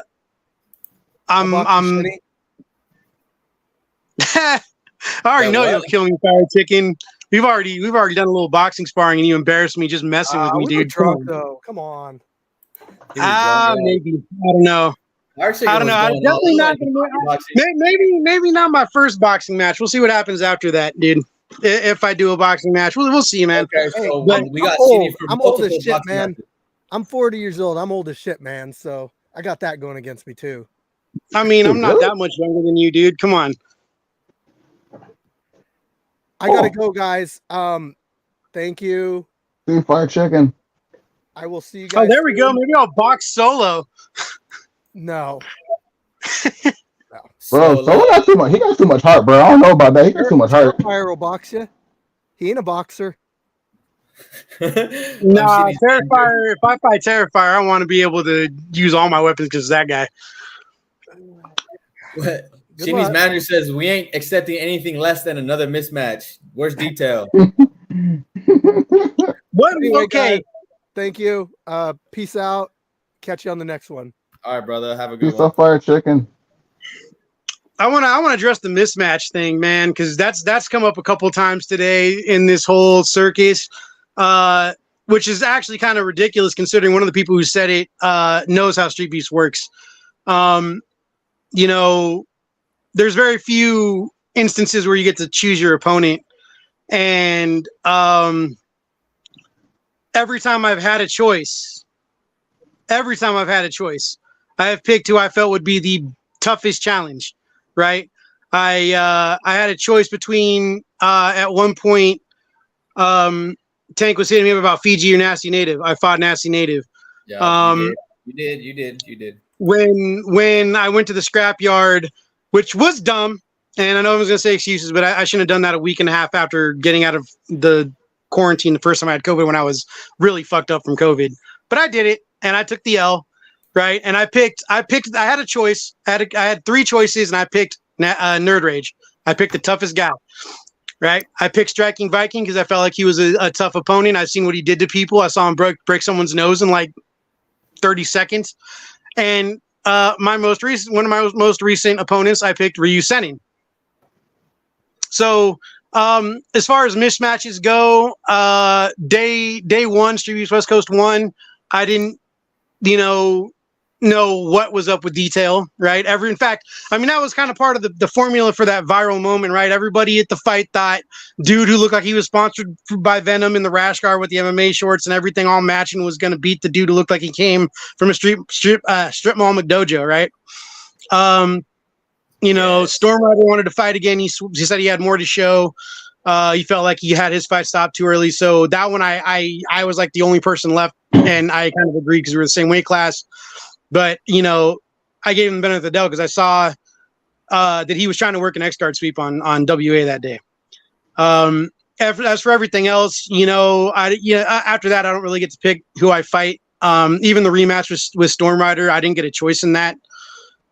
So anybody saying I fight people I'm mismatched with, it's a backyard fight org. Things happen. Yeah. It's who's available. It's who you can get matched with. It's, you don't get a choice. You really don't get a choice outside of very, very special circumstances like cross branch events. Yeah, that's about the only time.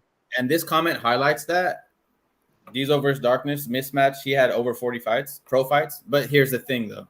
It's like you said, I didn't know that. Obviously, he knew that. No one else knew that. So it's not like I had a choice. But you said something. You know how Street Beefs works, right? You know how Street Beefs works. You do, Shinny.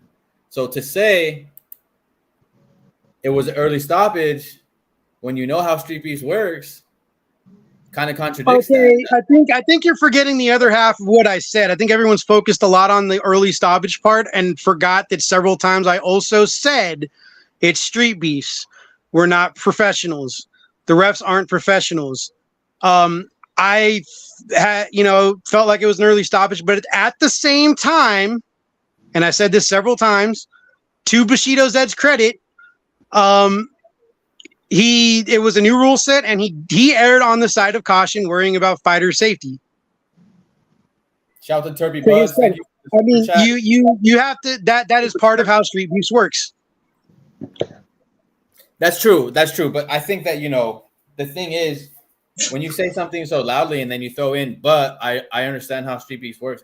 There shouldn't be no but. It should be, I understand how Street Beefs works, and I'm okay with the fact that I didn't get the 8 count. And it shouldn't be, I'm not okay with the 8 count, the fact that I didn't get the 8 count, but I know how Street Beefs works. Two things can be true at once sometimes, Diesel. But what you lead with, again.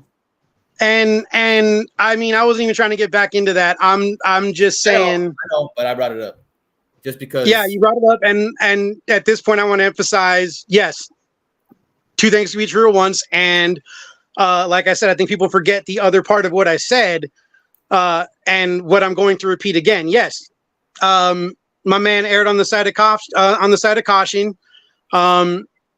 Yeah, I was trying to bait something when I was tired and my reflexes maybe weren't there to do what I should have done. And I tried to set it back up and I was tired, and Zed probably did the right thing. Cause I mean, yeah, you know what? If Ryu really wanted to, he could have hurt me. That's also true. Several things can be true at once, my man. Sure. And Ryu, why didn't you go with the full force kick? There was no reason to. I mean, if I would have foresaw all of this happening, yeah, but at that point in time, I was up 3 rounds.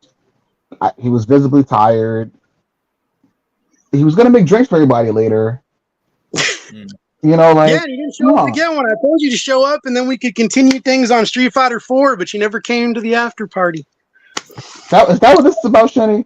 Is that what this whole thing is about? Is that what this whole thing is about? You missed a good time, Ryu. It was a good time. It really was. Those fucking drinks were so fire, bro. I had a White Russian that you made me, and it was so good. I was savoring every drop. And then fucking Sensation, to drunk ass, comes and points at me and says, Diesel, I fucking love you. And when he brings his finger down, he just tips my cup, and it just drops all over my shoes. I was like, no. Yeah, no, I'll make you another one. I remember I made your second one. Yeah, thankfully. You know what? To be fair, I don't think I will ever make Sensation a drink that big ever again. What'd you make him? I made him a shout out Rachel, but the second one was like a cup this big. Oh, you just got a cup on deck, huh? Yeah, well, they had two of those exact glasses at that house. So I was drinking out of one, and then Sensation had a few shout out Rachels in like the regular little red cups, and then I made him a big ass one. When is that cup from that you just showed now? Today or yesterday? The day before? No, I mean well, yeah, I was thinking some tea out of it. Huh? You need to put that shit in the sink. Oh yeah, no, that was from earlier this afternoon. I had some iced tea. I'm gonna wash it. I mean, I was actually surprised they had so much drinkware in that house, man. Considering all the Mormon stuff up in there, dude. Oh, that's the only cup he owns. That's fucking fucked up. No, it's not. Hey, what? Talking about the after parties, what was your, because that was the first time we really had like a big ass house as an after party. What'd you think of it, Shin? I liked it. I mean, that was epic. I just wish that I would have been able to stay an extra night because I would have been able to stay up and actually party longer with you guys. I didn't stay up as long as I wanted to because I had to drive home the next morning. Damn, I wish you were there, Ryu, because that shit was popping. Were you at the house at all? Did you show up to the house at all? I was banned. I wasn't able to come. Nobody banned you, dude. I wasn't able to come. Nobody banned you, dude. Shane said I wasn't allowed there. I never said you weren't allowed. All I said was in the week and a half or two before the fight, I wasn't going to converse with you because that's just everybody's got their own pre-fight thing, man. So if you're not going to talk to me, why? Like, how's it going to work at the house if you're not going to? You see the issues here, right? Because that was over. I said after the fight, bro. I said after the fight. Dude, we were talking at the event after the fight, man. I said come to the after party. I said we could play Street Fighter. You were with it. I was like, dude, I got Street Fighter. I got King of Fighters. It's cool, man. You probably went and passed out. Dude, I know you were tired. Yeah, Turpy, I just fought in Dirty South a couple Saturdays ago, so keep your eyes out for that fight. And when are you gonna fight again, Ryu? Do you have anything lined up? I don't know. I was able to just hire nicely. I mean, I still do tournament stuff every now and again, but it's mostly about teaching and coaching now, honestly. How's that going so far? I know that you're pretty successful in your area. You want to talk a little bit about that? Yeah, we're hitting a lot of tournaments. We what month are we in? June 3rd, we're going back out to Battle of Champions 3, taking them out 4 or 5 guys, just getting those guys to have a good experience. If they want to pursue martial arts like full time or really want to get into it, they at least have a nice build up early on of like just networking with other people. Do you encounter a lot of pre-fight nerves in your students? Like maybe the people who are newer to competition? And if you do, how do you deal with talking them through that?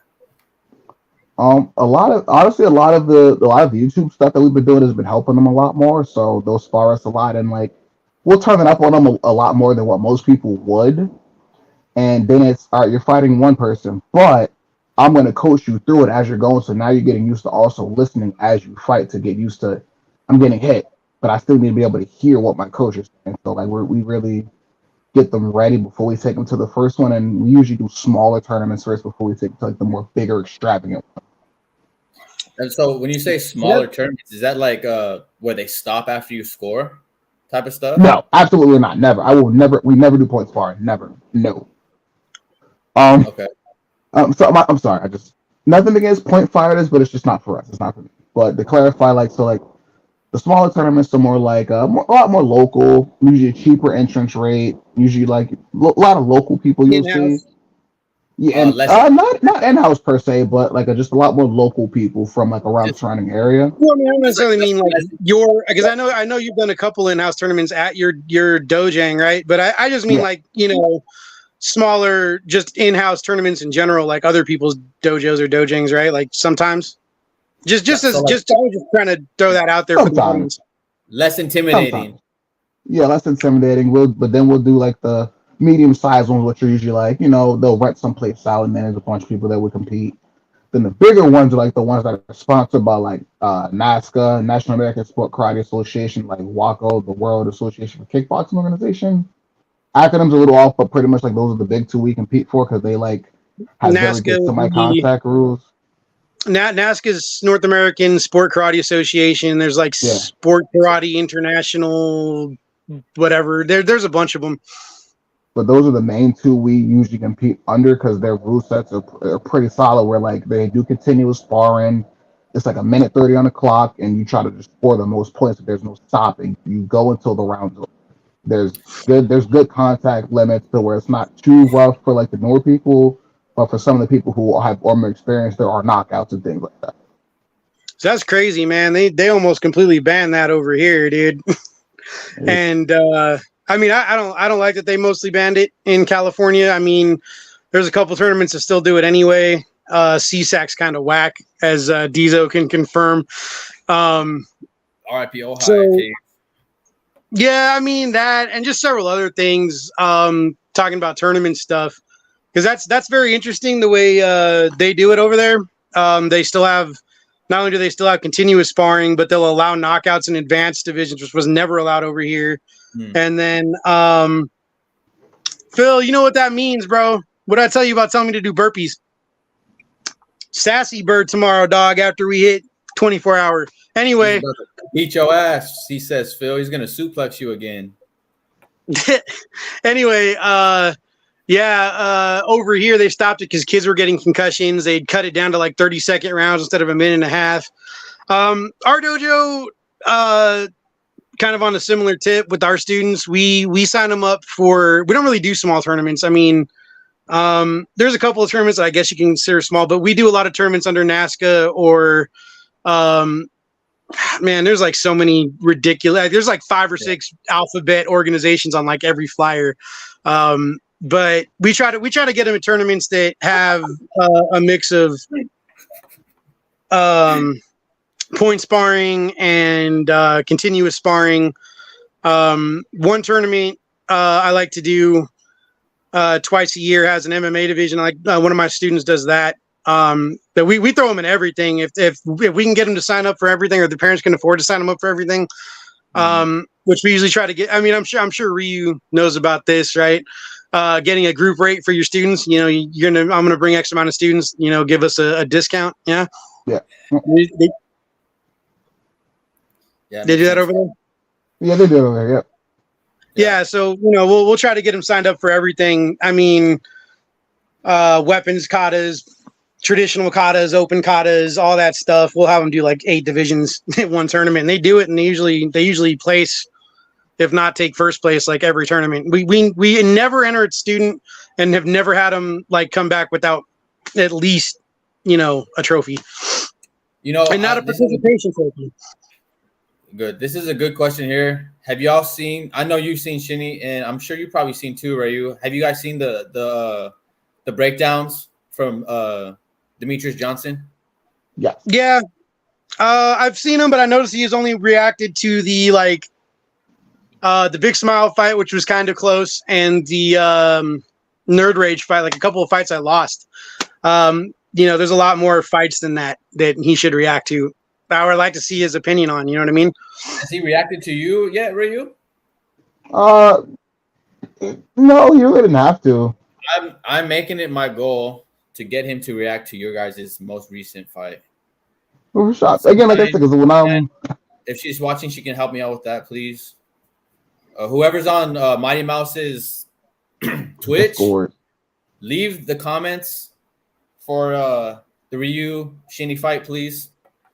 And yeah, I think that's kind of people send him fights. Yeah, see, people send him fights. So let's spam him with your all's fight. Spam him the recent fight, and let's also spam him with some of the fights that I've won, because I have a bigger win record than loss record. So let's see if he you know what he says about some of the fights where I actually, because he's only seen ones where it's close or I lose. You know what I mean? Yeah. I feel that. I don't know if he'll react to any of my fights because I talked to him in person, so I don't know if, because like I asked him for like a lot like advice and stuff when I was at the seminar. He was really approachable, very very nice guy. You talked to him in person? Yeah. You Yeah, know he him? went to a Like, seminar.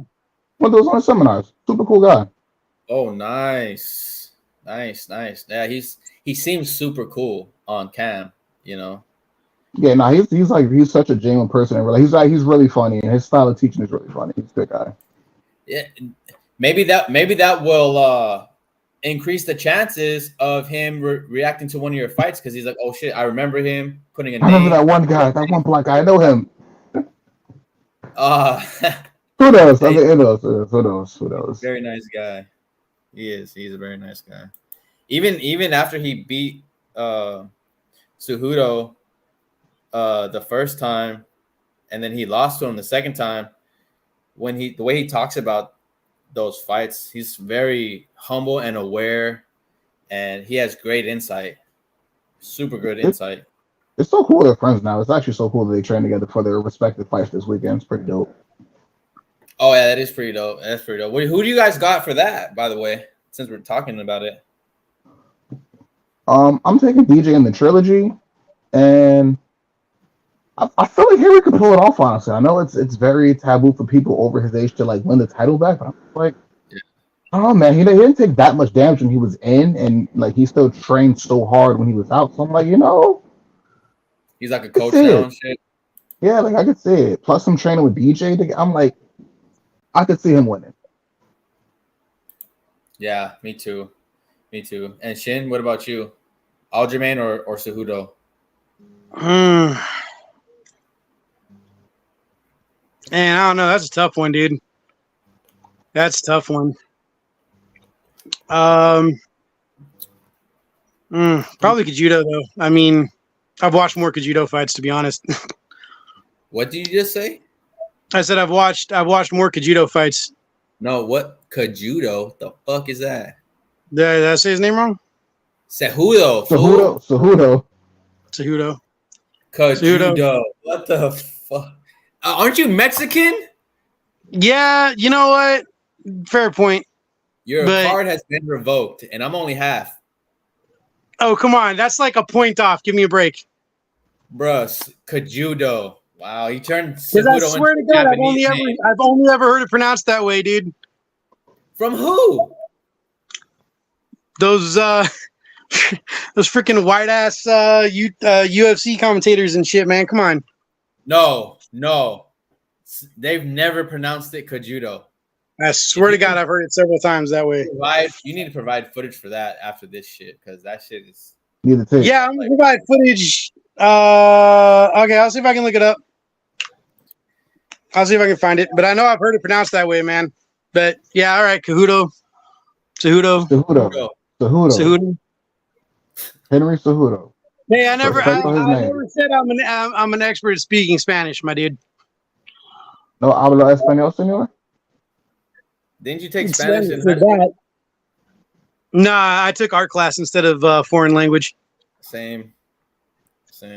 Even though I wish took I would or something. Yeah, I took Art 1 and Art 2 and then a bunch of art elective classes in senior year. So nice. Yeah, man. Oh, props to Ryu though. He shared something with the group and I was pretty impressed with it.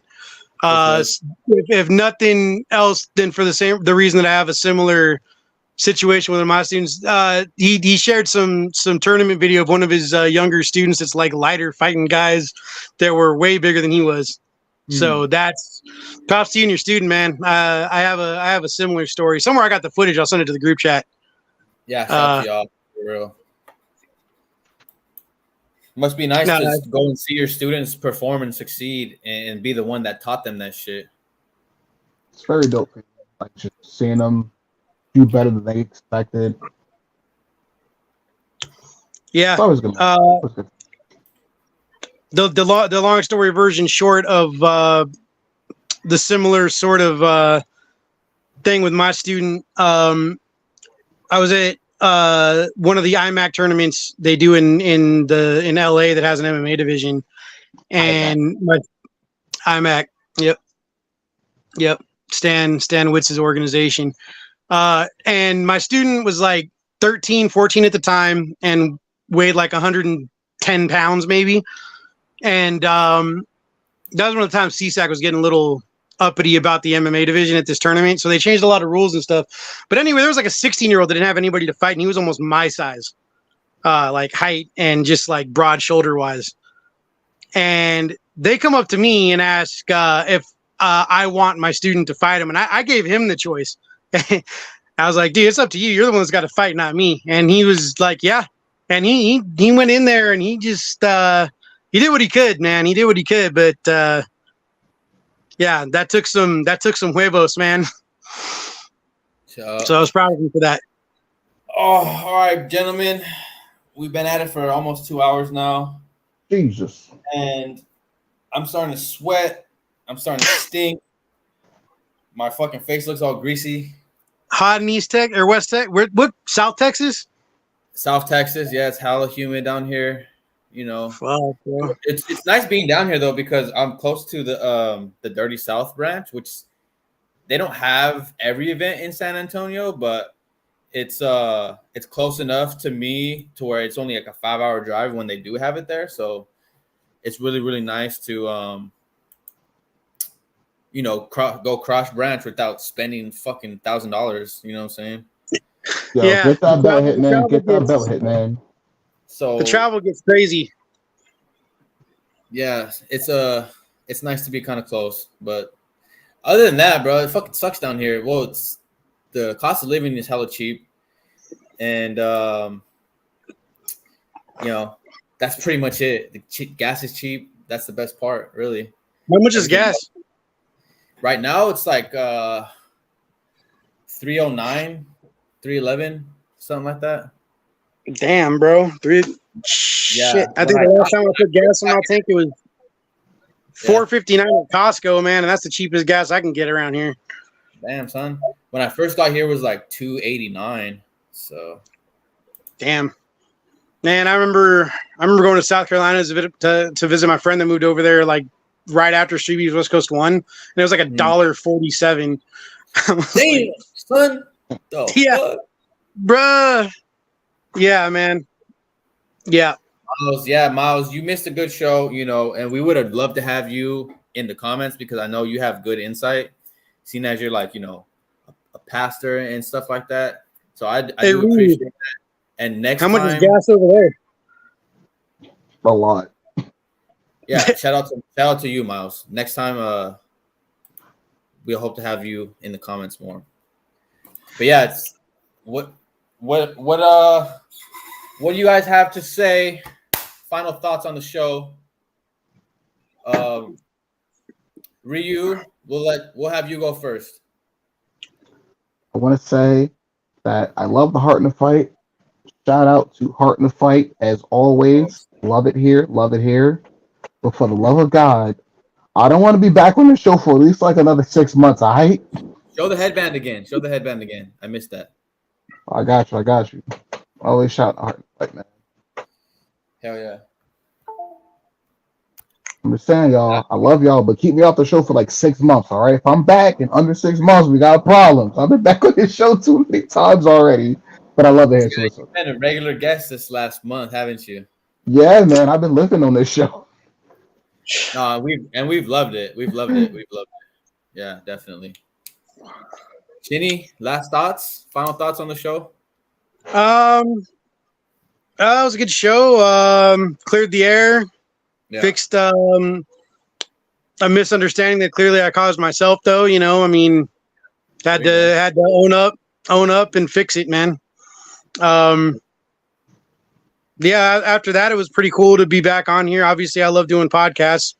Right. Hard in the Fight was one of the first places I ever got interviewed, and it's definitely one of my favorite podcast channels to ever come on. So, Yeah.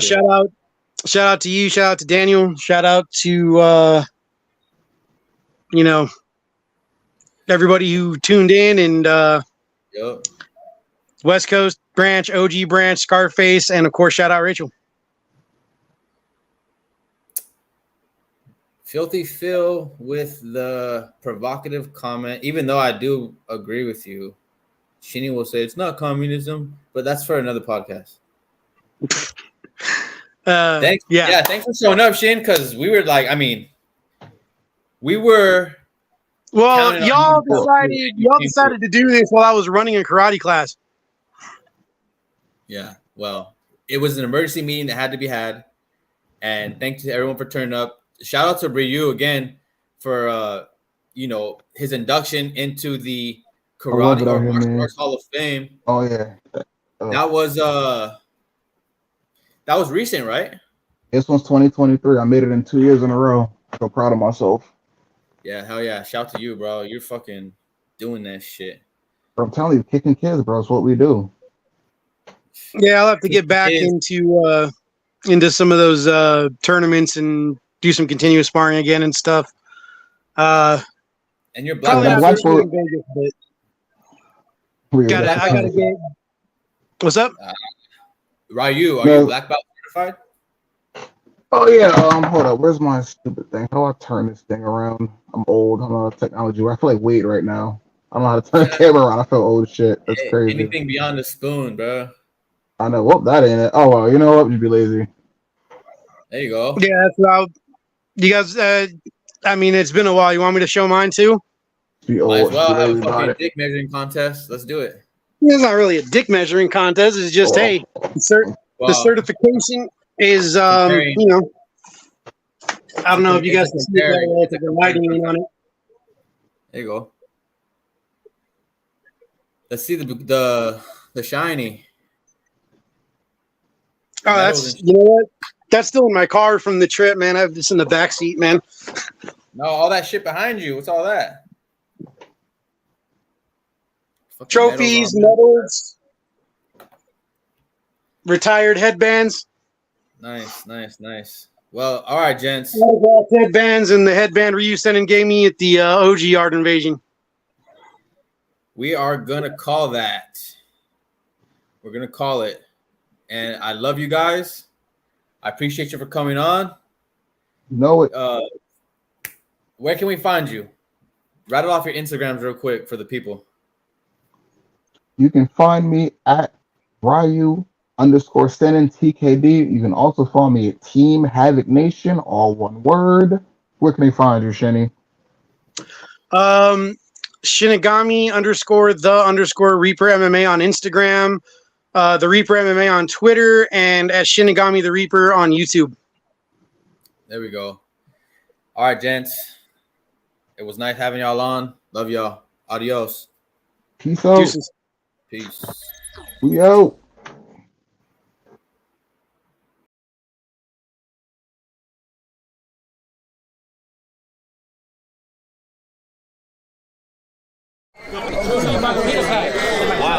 Shout out to Hard and Fight. If you haven't subscribed, what are you waiting for?